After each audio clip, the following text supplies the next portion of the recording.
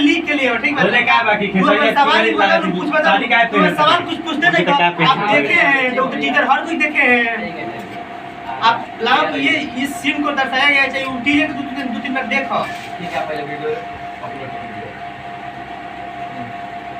तो नमस्कार प्रणाम, मैं सचिव और हमारे साथ जुड़ चुके हैं वॉइस में जी। तो इनसे आज मैं इंटरव्यू लूँगा कि हॉरर गगे का फिल्म आया है, तो इनसे मैं आज इंटरव्यू लूँगा। तो आपको हॉरर नहीं इन्होंने ज़्यादा ताक मत ठीक है कि हम जो अंदर से ऑन कॉन्फिडेंस हो गए, इसलिए हम आपके पास जो है रात को आएंगे मरवाने के लिए मरवाने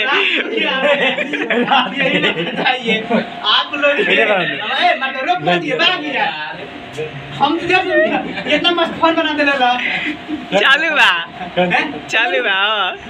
रात को बताइए क्यों आएंगे बताइए। अरे किसने रात को आएंगे? हम तो लड़का हैं नहीं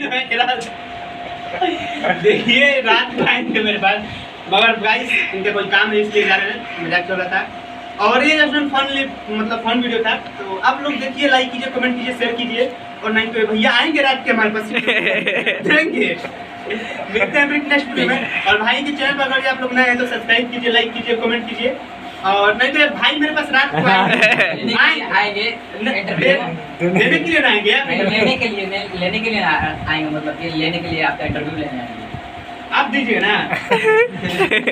चलिए।